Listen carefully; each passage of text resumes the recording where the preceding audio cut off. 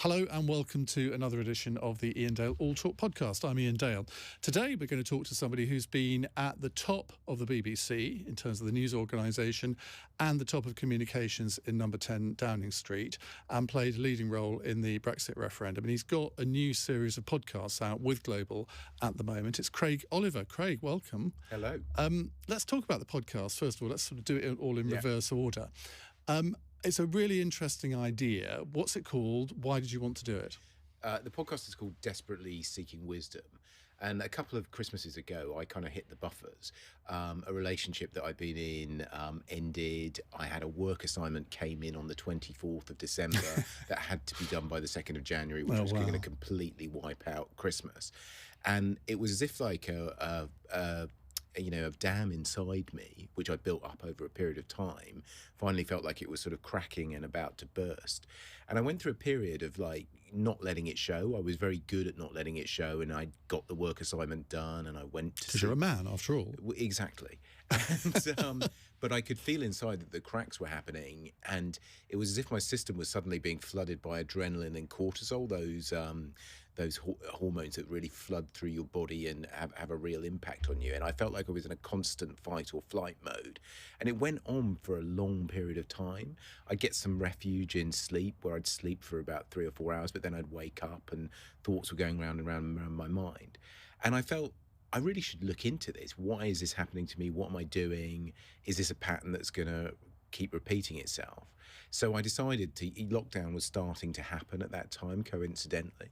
And I thought I have quite a lot of time not flying around the world with my job or running around London, that kind of thing. So I'm going to dedicate myself to reading a lot.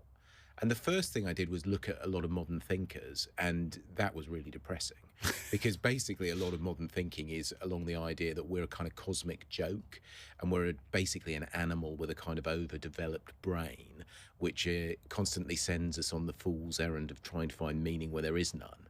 So when you read that, you're kind of like, God, is that really where we've got to in terms of our thinking? But then I started coming across a lot of other people who looked at it in a different way. And a lot of modern psychology, I suppose the way I would describe it, is a kind of form of secular Buddhism or secular Hinduism. They use a lot of ideas that come from those religions, but don't take the religious aspect of it or that side of it, and basically try and apply them to people's lives and look at life differently. And through doing that, I sort of saw there is a different way of looking at life, a different way of being. I didn't have to be living life at 1,000,000 miles an hour. I could think of things very differently. And I kind of wanted to share that. And I thought when I started talking to other people about that, when I was vulnerable about it, I was surprised that people didn't sort of give me an odd look and say, have you lost it? They basically said, I've felt often the same way too. And I've got some thoughts on that.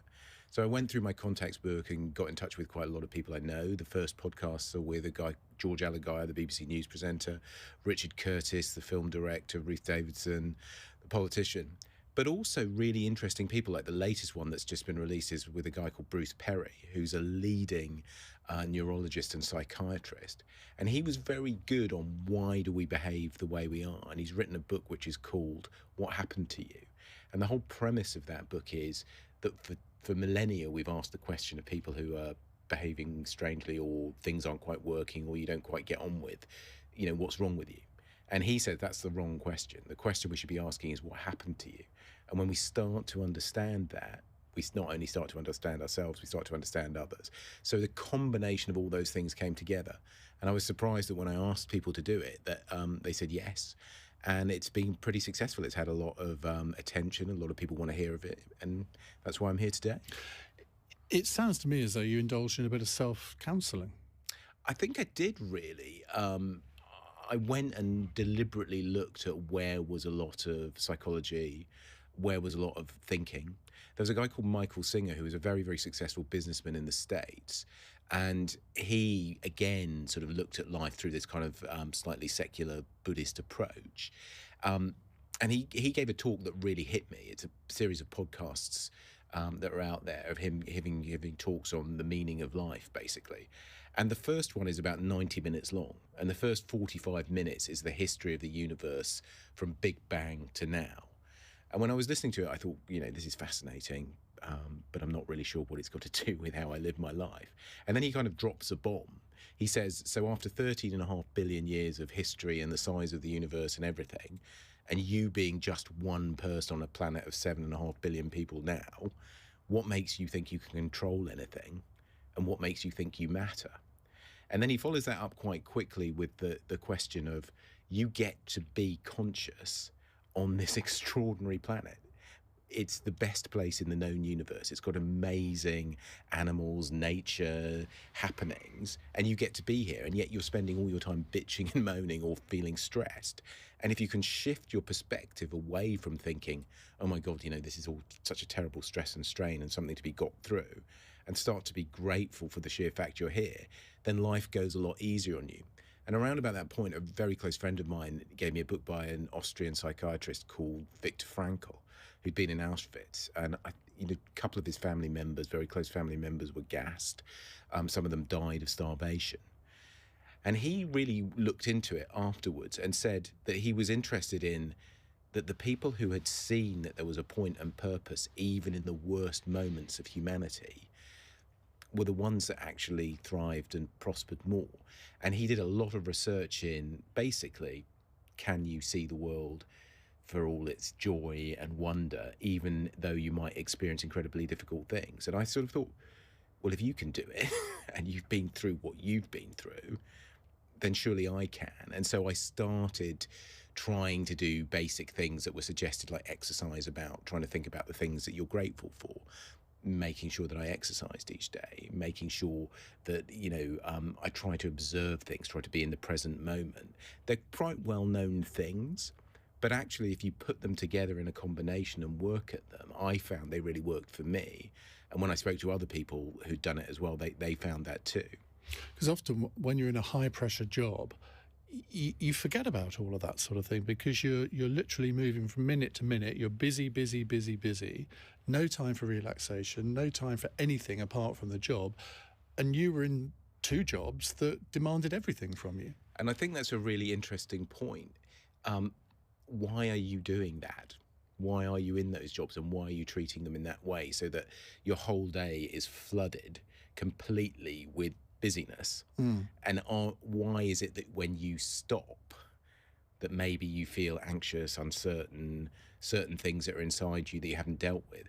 And that was another thing that became very clear to me. When you speak to experts in this, what I was basically doing was that my drug was filling my days, being incredibly busy, and pushing away a lot of stuff that had happened to me in my past. Now, some of that was in my career, like, I'd been in some pretty brutal fights and environments and that kind of thing. And some of that was from my childhood. There was a lot of stuff in my childhood that I basically not dealt with. And I kind of concreted it all over. And I was known as the person in my career that, was capable of, like, everything's suddenly changes at 1 minute to 10 and you change the entire BBC 10 o'clock news and you can get through it. I could do that and it worked. Or in number 10, I was capable of sometimes just putting my foot on the ball and say, right, let's all just stop and work out how we're going to deal with this. And that was my kind of a persona and approach. And I was running around and chasing things and doing things. But it was really a way of avoiding facing things. There's a film called Bohemian Rhapsody, which everybody probably listening to this has seen. I am nothing like Freddie Mercury, but I think that in the film there's something that he says that's very interesting. He talks about the moments in between, those moments where you actually have to stop and look at yourself and live with yourself and be with yourself. And those are moments that I realized that millions and millions of people are very uncomfortable, and because they haven't really focused on things that they find difficult. And you have a choice, really. You can keep pushing and you can do workaholism, which was my thing, or, some people it's drugs or alcohol or sex or shopping or whatever. Or you can actually try and stop and look at it and deal with it. But it was a form of depression. It was. It's funny, I didn't ever feel, there was never a moment where I just thought, I can't get myself out of bed. I can't deal with this. But I do remember, having said that, I do remember there were moments where I was editing the BBC's main TV news programmes or in Downing Street, standing in the shower and really pulling myself up to say, you're going to go out there and face another day. And there's nothing, like the job of being director of communications at Downing Street, look, I asked for it. I did it, and it was a great job, and there were amazing things, and I wouldn't complain about it. And it is right that governments are held to account. I'm not whinging or complaining about that at all. But it is a relentless, brutal thing where a lot of people are paid to test you or trip you up or make you, under extreme pressure and see what happens. And doing that for 6 years, and particularly doing that for 6 years, which then ended up in the Brexit referendum where we were in the trenches at the end, out of ammunition, being overrun by the enemy, and seeing people that I genuinely cared about having their careers destroyed, again, my choice, the place I was in, I'm not complaining about it at all. But that sort of stuff does stuff to you, so you probably need to process it. But also, and I've had a couple of these moments in my life where I've been 24/7 for a period of time, and then suddenly it's all taken away from you. I mean, just adjusting mentally to being director of communications at one point, and then the next day, after David Cameron left office, you had lost your job, all of your colleagues had lost theirs as well, and just adapting to having to find something to do for the rest of the day. Yeah, that's difficult, isn't it? It is, and I look at what I did. So I was offered to write a book, and so I snapped at the idea, and they said, we need you to write this in less than 3 months, and it's coming out in October, and that kind of thing. And so I basically picked up my laptop and spent the next 3 months writing this book, and that was another way of filling my time with loads of things. But it also presumably slightly delayed processing what had happened. No, exactly right. And I think that I probably too quickly went into another job and career, filled my days again, was flying around the world, flying around London and the UK, doing lots of stuff. And again, it was a way of blocking it out and not having to face up to certain things on your own. And then there's a moment, I think, where your mind and body sort of starts giving you a nudge and a kick and saying, hang on a minute, this isn't working. You have built this dam that's been very successful and worked for a long period of time, but the cracks are starting to show, and you can either address this or you can do more of the same. Do you feel a need to be seen to be successful? I think I probably do. I'm not so much anymore since I've done a lot of this stuff, but I think I did. I think I needed to justify myself and feel like it was my way of getting people to say, that's good, or you're clever or special or whatever.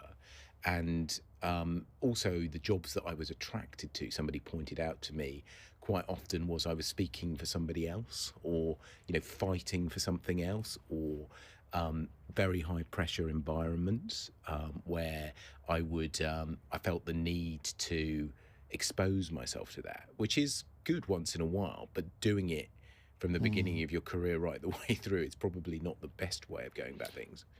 Do you think you're a nicer person now? And the reason I ask that is because I relate it. When I have a house in Norfolk, and when I spend time in Norfolk, I think I'm a nicer person because I'm out of this rat race. I think it's a very good question. I think that there were moments where in those times, I hope people would look back and say that I was kind and generous. But I also think that there are certain things about the job, for example, of being director of communications at Number 10. There were times where you have to go into a fight, and it's like knuckle dusters and knives. And, let's be frank, there are certain aspects of the media who will not always play fair. So you have to be able to handle yourself in those circumstances, which means you find yourself in certain situations and behaving a certain way. It's funny, a few members of the lobby that I've remained friends of tell me stories about a couple of things where I got into rows and fights, and I'm slightly cringing at the thought of listening. One of the newspapers, I won't say who it was, basically broke an embargo, and I was getting off a bus in Boston, and I walked up to this person who'd only just started on that newspaper and said, "Tell your editor he's a total and he won't get anything else from me for a very long time," and walked off. And he tells the story of the assembled lobby journalists just like, God, what got into him? And you sort of look back and you think, God, maybe you should have left that one. Maybe that wasn't such a great way of behaving. over the past few days, I've told various people I'm interviewing you, and every single one of them has said, have you listened to his interview with George Alagaya? This is one of the best interviews I've ever heard. Just talk to us about that, because I think for people who haven't ever listened to your podcast, I mean, it is the first one, and it's a great introduction. I mean, you kind of hit the jackpot, didn't you, with that? I did. I like to think we did. There's a team behind it that I've sort of been working. You have a team on podcasts? Well, it's a very, very small team. But I knew George from working at the BBC, and present company accepted. There's a fair degree of narcissism in presenters quite often. Oh, no, I completely own up to it. But not in George. And he's an extraordinarily successful guy who I always thought was incredibly balanced and centred. And then 7 years ago, he got told he was in sort his affairs out territory with bowel cancer. Yeah. And I thought that he would be fascinating to talk to, because how had he experienced that? What had he learned? And so talk to him about going there. And it was literally the first interview that we did. And we were in his room in his house in London for 3 hours. And I wanted to do something that was a conversation, not an interview. And I also wanted to do something where we talked about stuff that people didn't normally talk about. So towards the end of the interview, it's not 3 hours, the podcast is cut down to about 50 minutes, but there is a good 10-minute section in there where we talk about death. Now, that is not something that a lot of people want to talk about. But I thought it was really important too, because where is the conversation about that? Something, it's the one thing we're all going to face, and it's maybe the one thing that we all sort of push away, and it's the one thing that's really staring him in the face. Some of the thinkers that I've been reading, there's a guy called Eckhart Tolle who says that it's almost illegal in the West to see a dead body. It's almost impossible to actually be aware of it, despite the fact that people are dying all the time. And it means that we never really focus on the one thing that we know is going to happen to us. So I wanted to talk to him about that. The other thing that I think that people have really reacted to in the interview, and by the way, he says that it forced him to look at his life and say, despite everything, it was worth it. But the thing that had really upset him was that he's incredibly close to his wife. And it's really lovely to hear somebody who has a real soulmate. But the thing that devastated him when he was diagnosed was that he wasn't going to make it to the end with Fran. And he'd built his life and his relationship on the assumption that would happen and should happen. And I think it's really interesting, those words, would and should. We make all sorts of assumptions about our lives, and we believe that certain things should be a certain way. And I talk to him a lot about that, because actually things just are. They're not should be's, they just are. And it was good to talk to him about that, and I think a lot of people reacted to that as well, like that. A close friend of mine who I haven't interviewed for the podcast, but who I know very well's father died just before Christmas. And we were talking about how upset he was, and he said, the reason I'm upset is because I should have had a better relationship with him, and I wasn't close to him, and I'm mourning the fact that I didn't have that, and I shouldn't be. And I said, we both agreed at the end of that conversation that the word should is probably the most toxic in the English language, because we force ourselves to believe that certain things should be the way they are, and they sometimes just aren't, and we beat ourselves up about it, and we feel a lot of tension and pain because of it. And I think a lot of people, when you start talking to them about those things, they kind of like, God, why wasn't I able to talk about that before? Why couldn't we talk about that before? And why don't we talk about that? And why are we embarrassed? And I think that was my main thing. Actually doing the podcast, I really wondered, are people going to think this guy's really lost it? Has he just become some weird hippy-dippy loon who's just completely lost it? But what's fascinating is that actually people have said, it's great that you're talking about those things and talking to people who are genuinely interesting about them. And you're right, on the subject of death and grief, there aren't many places to talk about it. And I know when my first real experience was, I suppose, when my mother died in 2012. And it was, I mean, she was dying over a period of a few months, and I would disappear from the programme from time to time. And the week after she died, I did a phone-in on grief, which my producers did not think was a good idea, given that I have a tendency to cry very easily at anything. But I found over the years that doing that sort of subject, and I do it reasonably regularly now. If there's a news hook for it, I'll immediately do it, because I know that there are people out there that want to talk about it and have no opportunity to, no outlet, because their family won't talk about it. And people will phone up, and if they trust you as a presenter, and I think this is where you struck gold with George, in that he clearly trusted you, you can get the most amazing stories from people. Yeah. And they will volunteer. They've never phoned a radio station in their life. They've never talked to anyone else about it. And it can be incredibly moving. And it almost gives other people permission to talk about it. And I think it's interesting listening to you, your sharing probably helped you face it and deal with it and process it. And I think I was okay until about 45 minutes in, when David Dagenham phoned in and he said, "I can hear it in your voice." Oh. But I think that was the other thing that became clear to me, is a lot of modern psychology is about how do you actually process those feelings that are inside you, because if they're inside you and blocked, then you almost create a kind of whole lifestyle and way of dealing with things to avoid the pain. And the big piece of advice is to actually sit with it and let it pass through you and feel it. And that is actually very counterintuitive to people, because you don't like feeling it. You don't like the pain, so you push it away. But actually, when you do push it away, it sort of magnifies and amplifies, or big moments in your life send you careening off course, because there's this blockage there, and there's this thing you haven't really dealt with. But also, when you don't feel what you think you ought to be feeling, I think that's even worse in a way. And it's that should point, isn't it? Absolutely. It's exactly what I was saying. It's like that we feel that there should be another person in our life that we can subcontract all our emotional problems to. If you think, I was talking to Richard Curtis about this, was that, his films and a lot of romantic comedies and virtually all pop music are about this idea of the one out there who's going to make you feel great. And we talked about how actually later in life he shifted away from that and started writing about stuff that was different to that.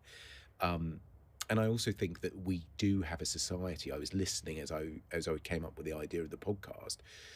There was this self-help kind of podcast that was, I think BBC Sounds was actually doing, where somebody was talking about, we all know that if we all just try really hard, we can achieve whatever we want. And it's just a case of putting in that extra effort. And I'm going to be interviewing this gold medalist who's done this, that, and the other. And I'm not saying that, you shouldn't put effort and energy into what you want and that kind of thing. But that is exactly the wrong message to send to people. It is wrong, but it is incredibly prevalent in our society.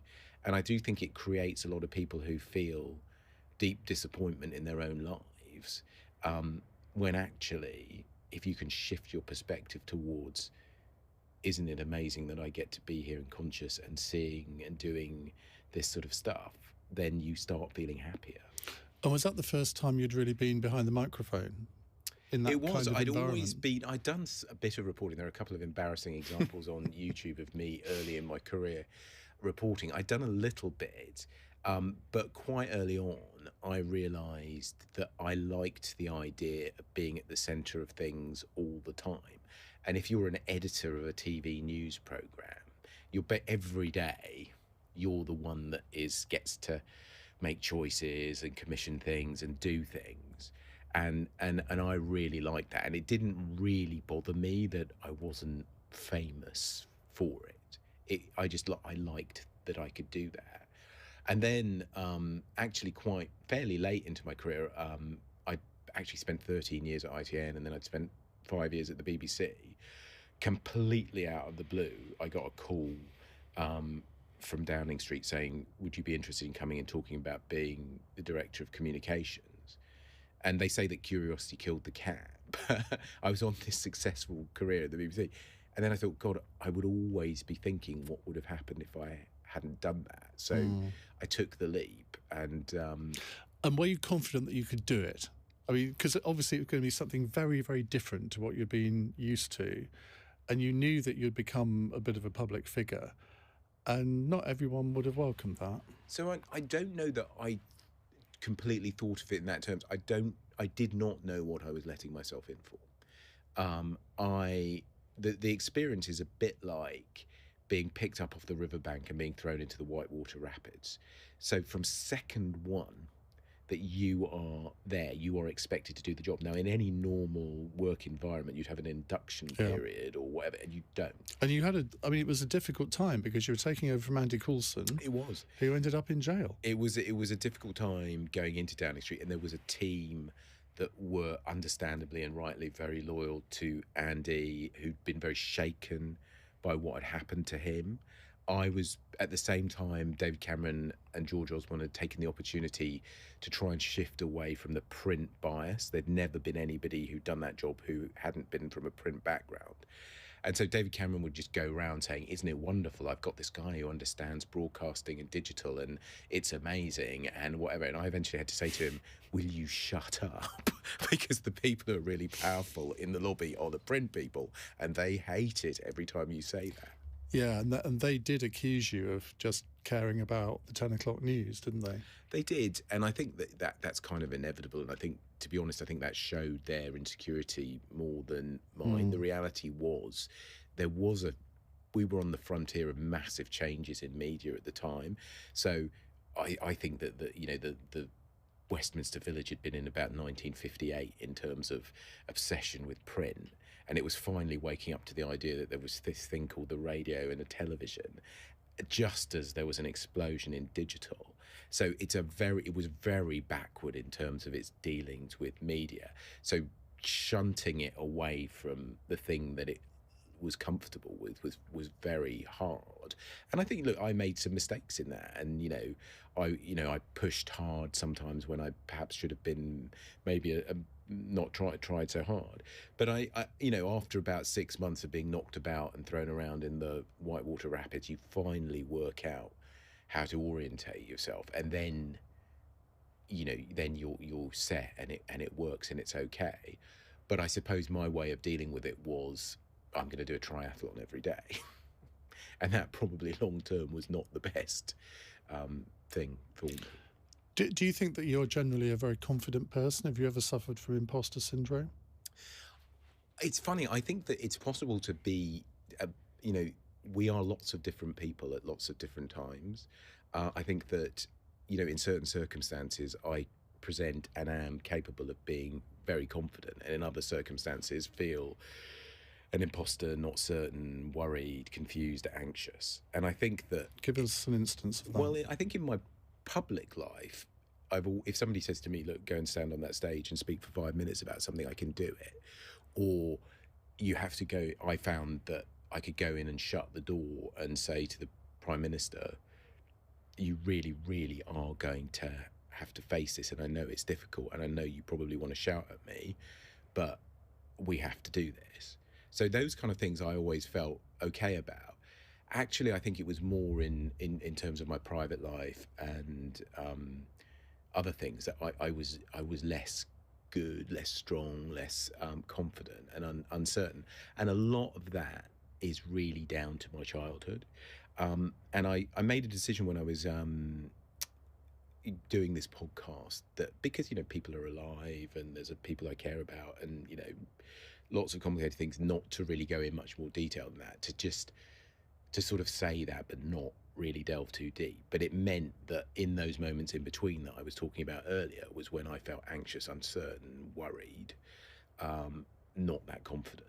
And I think that sometimes that manifested itself myself in getting into fights, rows, arguments that probably weren't worth the energy and effort that they took. Given the jobs that you've had, do you think that they impacted really negatively on your private life? Yeah, look, I think that there is no way that I wasn't sure of a way of doing being at number 10 Downing Street without it being consuming. There was never a day where I was off. I slept with not one phone but two phone on next to my bed, because the truth is that and that's a terrible way to do any job. But I do think that job is a bit of an exception, because if in the modern media environment, if the Prime Minister phones you up and says, I need an answer, you better be able to give it now, or if not now, very quickly. Otherwise, things fall apart. And how often did that 3 a.m. phone call come? There were a few examples that I sort of remember. The one that I really remember, just like is absolutely ingrained in my mind, is when Oliver Letwin, who I think is a genuinely brilliant man, who I love very much and like very much, but he took it upon himself to go into the leader of the opposition's office and negotiate about the phone hacking inquiry. I remember. And I got a call very late at night. And it was the number 10 switchboard was very quickly able to get people together pre-Zoom and everything and have a sort of call. And it was clear that Oliver had decided to wander into Ed Miliband's office and was negotiating. And I was like, I'm really not happy about this. This does not feel right. And then 2 hours later, there was another phone call. And it said, it's all done. There's been a deal done. We've all agreed. We're on great ground. But the thing that we've all agreed is that nobody is to brief the press on our side. We've agreed that's very clear. And I said, are you nuts? That, the idea that the Labour Party isn't on the phone to the Today programme at this very second, giving them every detail of what happened and why they are geniuses. So, and I was ordered very clearly, look, you've got to trust the man on the spot. Oliver's been there. That's what he's agreed. We're sticking to it. So I didn't go to sleep for the next few hours and turned on the news at 6 a.m. And the first sort of half hour of the Today programme was why the Labour Party were all complete geniuses and number 10 were full of complete morons who didn't know what they were doing, briefing about... So a normal day then? Briefings about Oliver's trousers, which were mustard-coloured cords. I remember that detail. And I remember, just within seconds of that happening, it was in the very early days of Twitter, basically... a thing appearing on Twitter that I was toast because the handling of the communications of this has been so idiotic. And I felt really you have to have a kind of collective responsibility at that moment. But there was part of me that really just wanted to go out and said I was very clear that this was a stupid idea. Interestingly, I think since David Cameron's government, people don't do that anymore. Everybody's talking all the time. And it's astonishing to the degree to which you see people just commentating on everything and anything every time.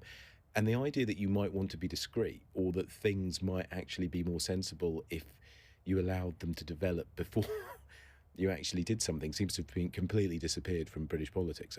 It's only 5 years since you left Downing Street, but in a sense, the whole media world has transformed since then, sort of with social media in particular, but also the broadcast environment where the broadcasting round now has doubled in size because you've got all the different new media outlets, so GB News, Times Radio, Talk Radio. I don't think it's changed that much in the sense that I think that the explosion of social media had really occurred by the time that I left Downing Street, and there were new kids on the blocks. You're right that there is now a Times Radio and all the great stuff the Global's doing and all this kind of stuff and a plethora of more media. I don't think that that's the point though. I think that the point is that we have moved away from governments feeling like they have a period of governing and delivery. And it feels to me like we're almost in a stage where it's a constant campaign and a constant commentary on a campaign, as if just the sheer act of announcing something means that it's done. And I was talking about this to some students the other day, and I was trying to develop the idea. And it seemed to me that in 1945 or in 1979, two very, very different governments, but both big reforming governments came in. And there was an understanding that after winning, that there would have to be a period of governing and delivery, and that was going to mean deep unpopularity or people having to go away. And then there would be a moment towards the end where you're back into campaigning and that works. We seem to be now in a constant campaign, I think. And I think that's quite problematic and worrying. And There's lots of reasons for that, but I think probably the main one is the explosion of social media and the instantaneous nature of it, and the fact that lots and lots and lots of people can speak and let things be known to lots and lots and lots of different outlets, and it can cause complete mayhem. When you were in Number 10, there was sort of a lot of Conservatives were rather concerned that you weren't actually a Conservative. Yes. Well, I mean, look, that's not a bad question to ask, actually, because I was no, when I was asked to do the job, I wasn't sure if it was. Why do you think me. they picked you? I think they picked me because they'd just gone through a period of scandal with the previous person. They wanted somebody who would be clean, to be honest. And there wasn't going to be a sense that there was going to be that. And I also think that they were desperate to have somebody who understood broadcast and digital. And so I seemed to tick both of those boxes. And then I went and I remember on a Sunday morning going in and having a conversation with George Osborne in his house, and then going to Chequers and meeting the Prime Minister. And I think that we sort of clicked, and they saw. Had you ever met them before? I had been in meetings with them and, talked to them, but we never really had a proper sort of social interaction. But in answer to your question, that if you are in broadcasting and an editor of a big program that gets a lot of attention, you are damn sure that that program is going to be impartial, because if it's not, people are going to ask a lot of questions. And as a result of that, you become quite monkish about your own politics. It's not something that's front and centre in your life, in the sense that, it's core to who you are.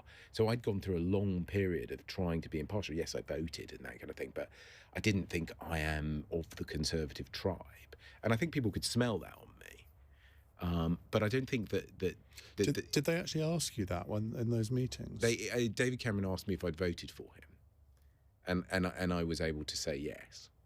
I wasn't able to say that I'd always voted Conservative. Because I think that I think for anybody who comes into the party, okay, you weren't party political in the normal sense of the phrase, but you were there to sell the Prime Minister who was a Conservative, and that inevitably must be quite a difficult thing to adjust to. A little bit. I mean, you're definitely through the looking glass. So the thing that I realised quite early on, I think journalists are often very unimaginative about what the people in power are going through.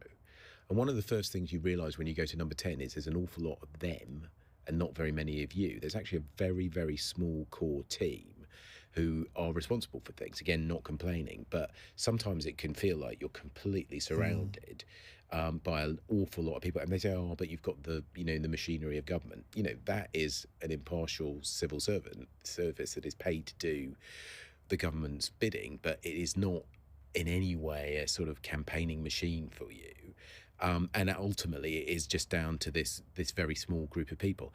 And I also think that it struck me quite clearly how often the decisions that land on a Prime Minister's desk are really knotty, complex, difficult.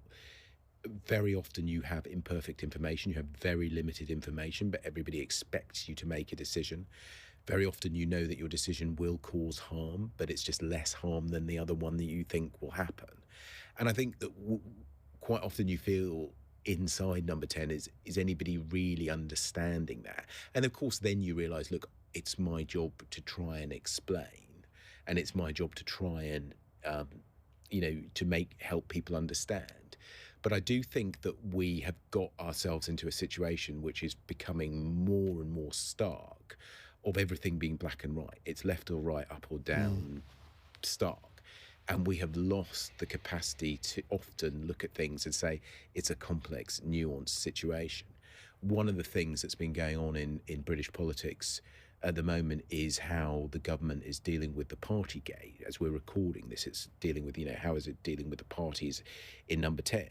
And it seems to me that one of the reasons why the government is making such a mess of it is because they weren't willing to explain themselves earlier on.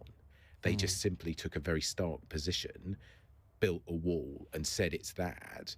And that has caused them endless problems when early on, if they had gone out there, suggested there is some mitigation, said, look, we got it very badly wrong, we are sorry, I suspect they could have moved on. And instead, they're in this kind of like endless pain.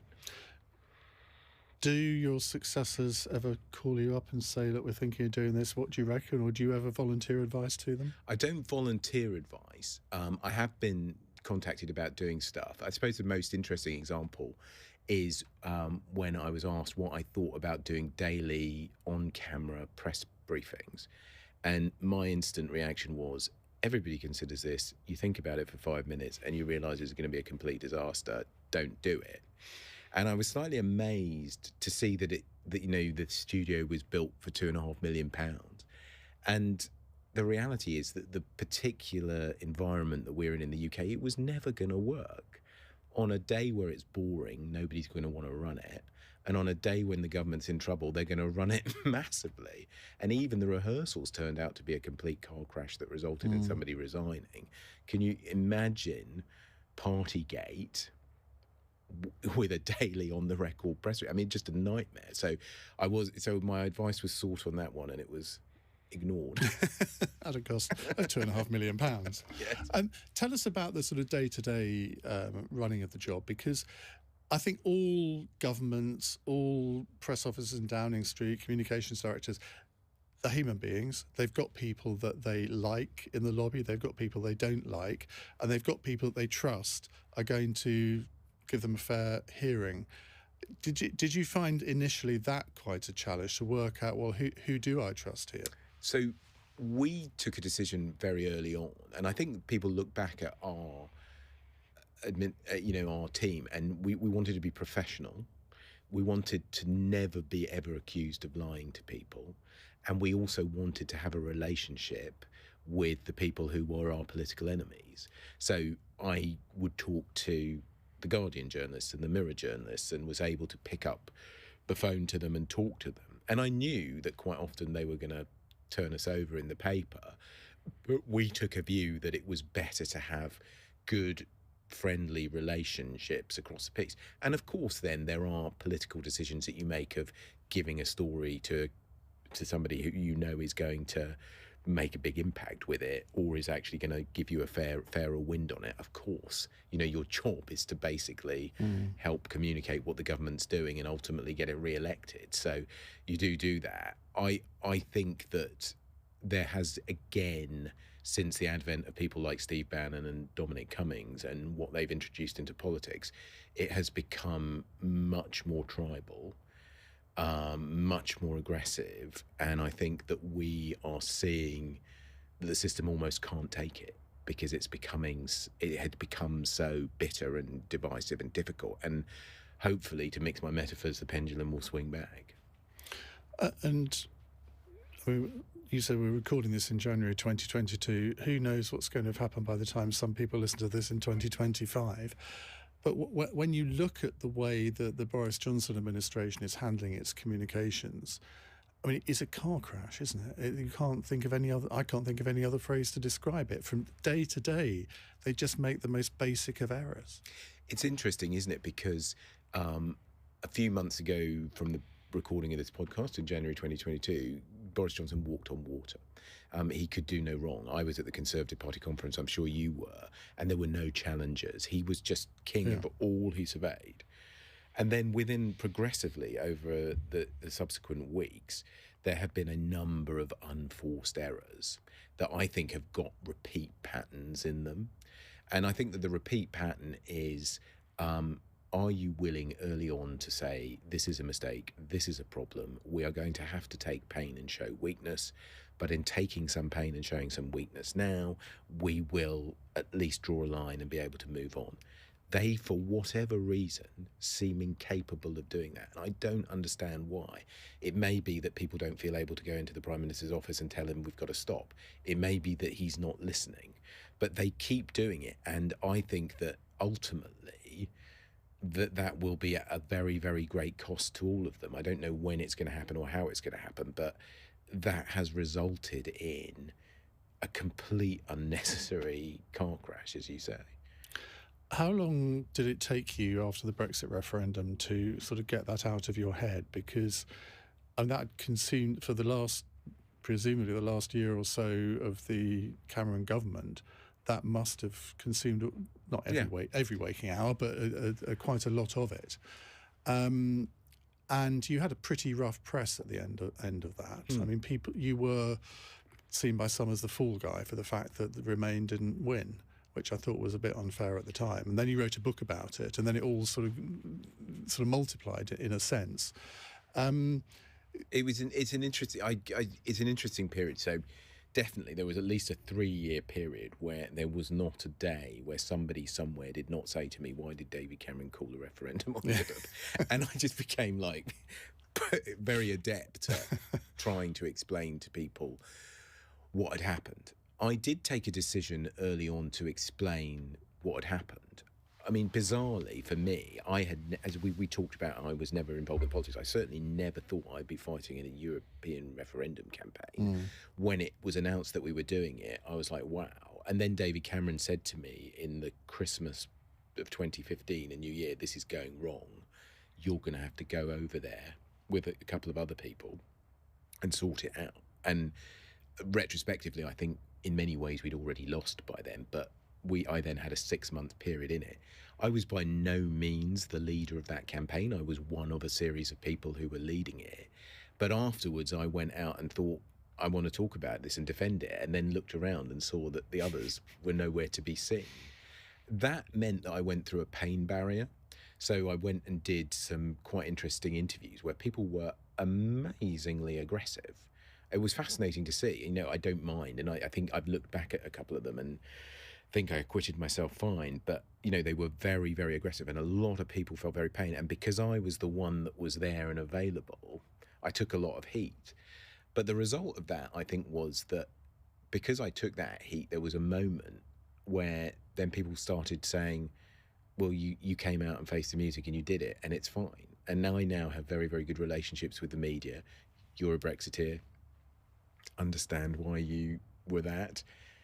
Don't really have a problem with that. I disagree with you profoundly. I think it's been a big mistake, but I also have a good relationship with you and want to have that relationship with you and want to be able to have that discussion and that debate and lose that debate and move on and be human with each other. And I think that there was definitely a period where it felt like the country couldn't have the debate and move on.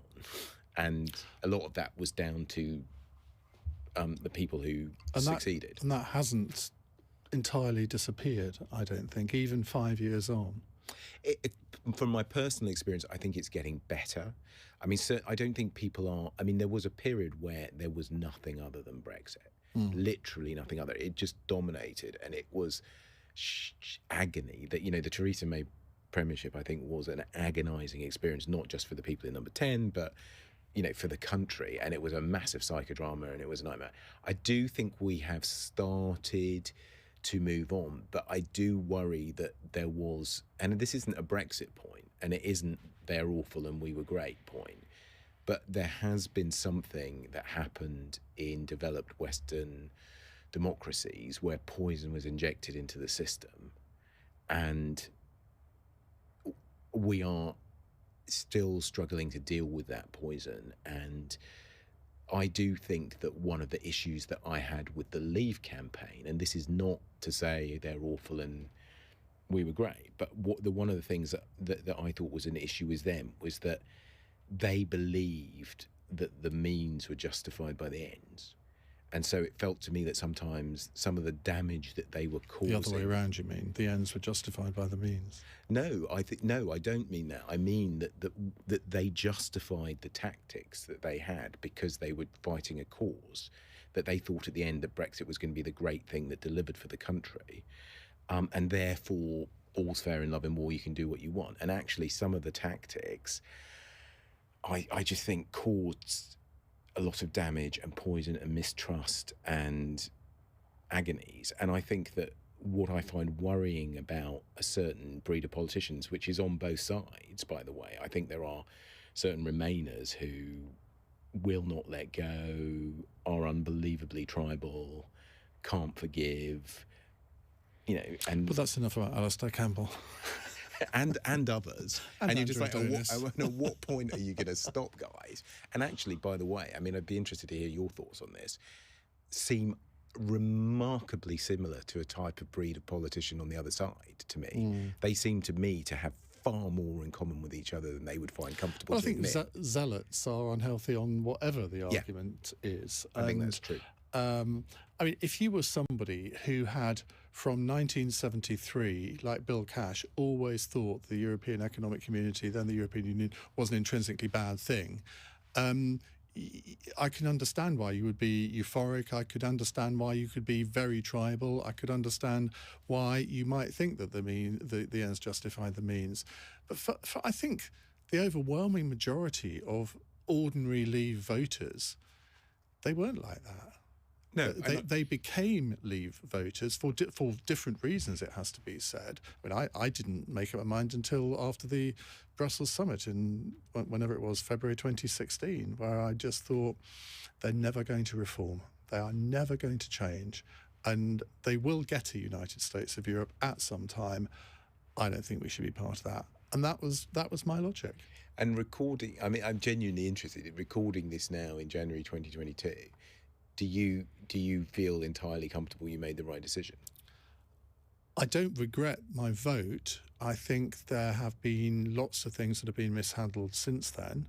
I always said and I never actually revealed how I was voting until after the referendum, which is everyone thinks I was one of the big cheerleaders. Everybody remembers you as a... Everyone thinks I was alongside Farage, sort of arguing for it. I wasn't at all, because I thought if I'm interviewing people on both sides of this debate, I can't take part in it. Now, as soon as it was over, and I think it was actually on the referendum night programme, I said, well, I voted Leave, and there was almost a collective, if people had seen my social media, they probably wouldn't have been surprised, but I had genuinely not said anything on air. I don't think it's been a failure. I think there have been difficulties, and I will probably admit slightly more difficulties in some areas than I thought there should have been.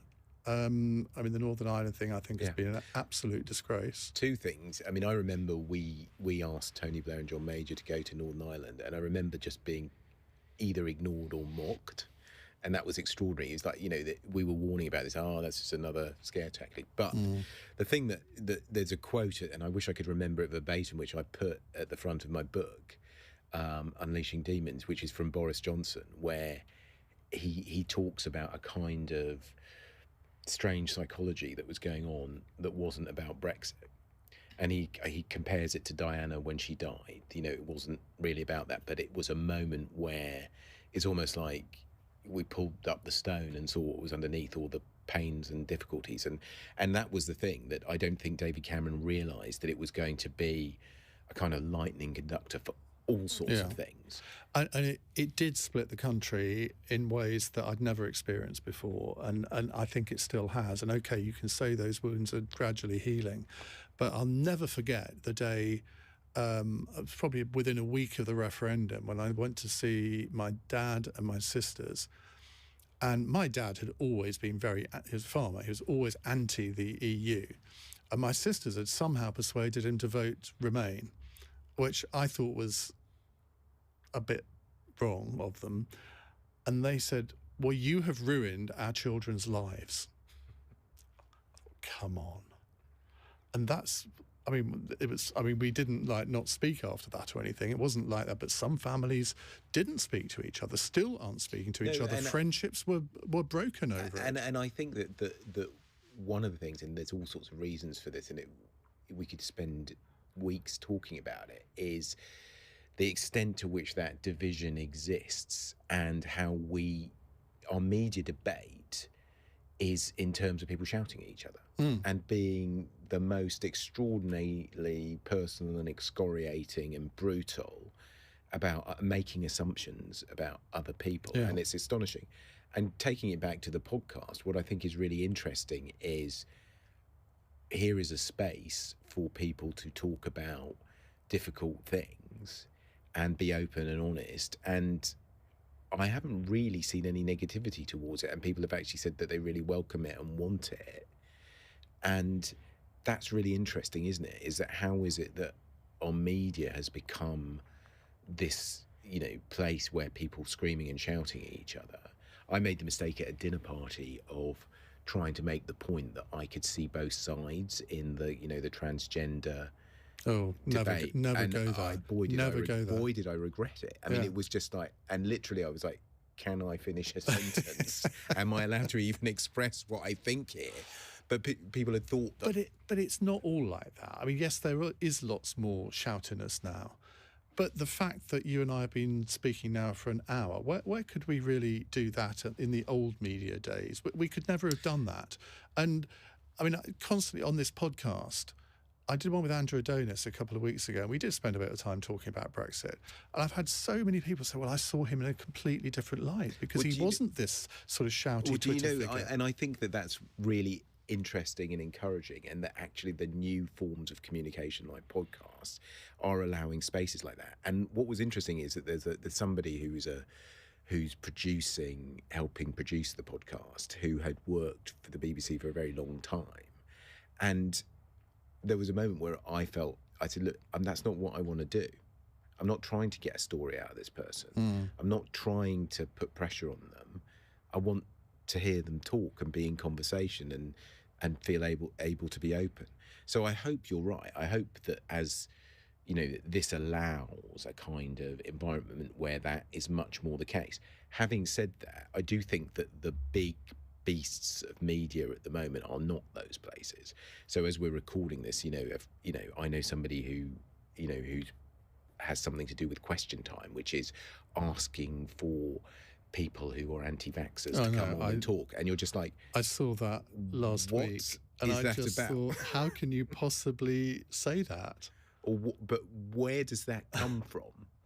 And it's sort of, to me, it feels like that decision is not really about understanding. It's more to do with, let's have a bit of instant controversy. And anybody who's been on Question Time, I think, knows that it is set up for a fight, and it's about how can you knock somebody out and scar them as much as possible.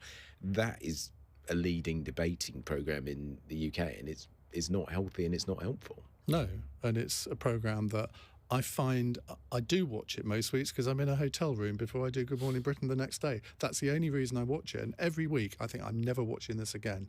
Well, I can recommend that I won't say what they were, but one of the things that I was able to do when I left Downing Street was have a media detox, and there were certain things that I never have to deal with ever again and feel so much better for. I've done it a couple of times, and I actually enjoyed the first one because it was an adult panel, it was an adult audience, and this was right in the middle of all the Brexit shenanigans, and it was an actual pleasure to be on it. The next time they had 6 panellists. Yeah. And of course, I then wrote an article in the Telegraph saying this is not how you should conduct a political debate. I think I had 3 minutes of the 60. You can say, well, that's my fault, but I just wasn't going to indulge in this sort of dogfight. And so I wrote this article. This was in September 2019. Have I been invited back since? No, I haven't, and I couldn't give a toss. Interesting. But no, I think that the big point is, can we get to a stage where we are exploring things, and what are we really arguing about, and what are the things that are really going on here? Because I think that actually Boris Johnson's insight was that it wasn't really about the European Union, and I think that's right. I think it's partly right, yeah. There were lots of things going into that. Yeah.